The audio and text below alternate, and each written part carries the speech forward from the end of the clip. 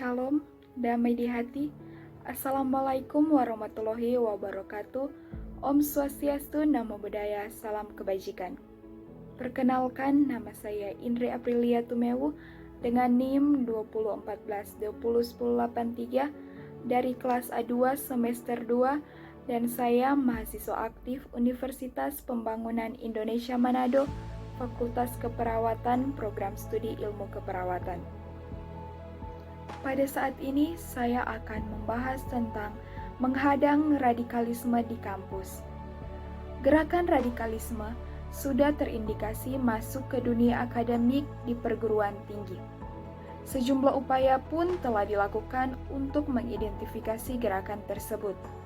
Presiden Joko Widodo menegaskan pemberantasan radikalisme dan terorisme di lingkungan akademik saat ini tidak hanya menjadi kewenangan lembaga negara, semisal Kementerian Riset Teknologi dan Pendidikan Tinggi, Badan Nasional Penanggulangan Terorisme atau BNPT, Polri atau TNI.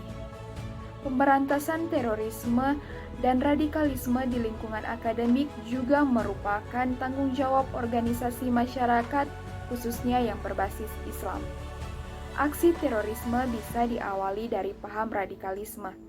Aksi ini tentu menjadi musuh bersama bangsa Indonesia karena paham radikalisme bertentangan dengan ideologi Pancasila. Kampus merupakan aset strategis bangsa untuk menghasilkan sumber daya manusia yang unggul untuk bersaing di era global.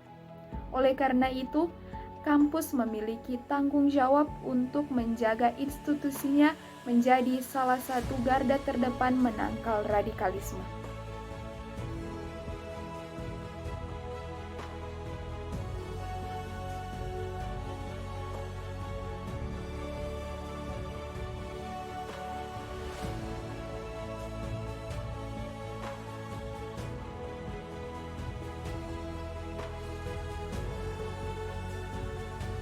Dalam konstelasi politik di Indonesia, gerakan ini muncul pada masa kemerdekaan Indonesia hingga era reformasi.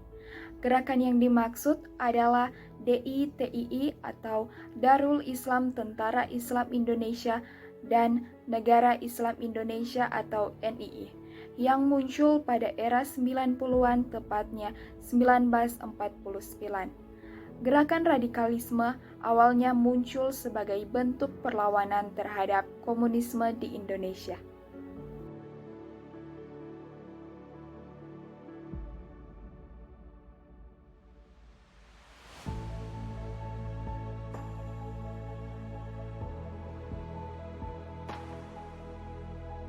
Ada faktor yang memotivasi seseorang untuk bergabung dalam jaringan radikalisme.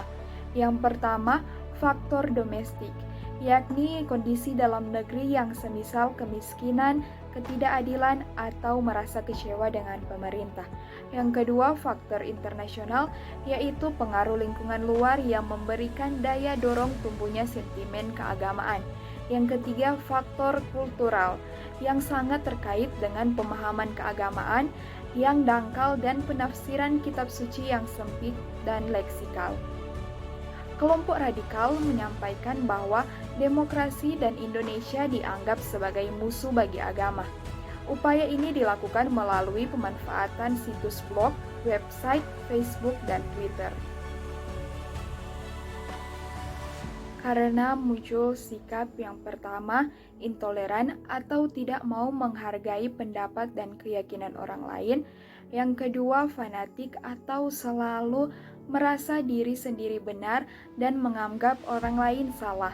Yang ketiga, eksklusif atau mengunggulkan diri dari kelompok lain dan menutup diri dari pemahaman yang terbuka.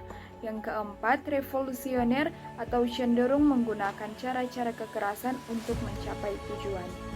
Bentuk kegiatan upaya dari perguruan tinggi untuk mencegah radikalisme yaitu yang pertama, penguatan pendidikan karakter melalui pendidikan kewarganegaraan dan pendidikan Pancasila.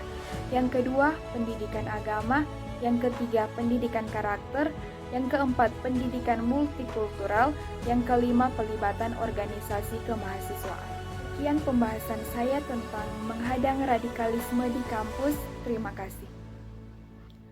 Di video ini, saya mau mengajak teman-teman yang baru lulus SMA atau SMK karena akan segera dimulainya tahun akademik 2021-2022, maka Universitas Pembangunan Indonesia Manado sebagai salah satu kampus swasta yang cukup terkemuka di wilayah Manado ini kembali memberikan kesempatan dan peluang untuk bergabung di UNPI Manado yang memiliki 6 fakultas, yaitu Fakultas Keperawatan, Fakultas Pertanian, Fakultas Ilmu Sosial dan Politik, Fakultas Hukum, Fakultas Teknik, dan Fakultas Sastra. Tentunya teman-teman sudah mulai memilih bidang serta tempat studi yang akan menjadi referensi kalian. Buat teman-teman yang ingin melanjutkan studi di bidang kesehatan, terutama ilmu keperawatan, saya menyarankan kampus yang bagus untuk teman-teman, yaitu Universitas Pembangunan Indonesia Manado yang menyediakan Fakultas Keperawatan dengan program studi ilmu keperawatan S1 dan profesi nurse dengan kualitas pendidikan yang bagus.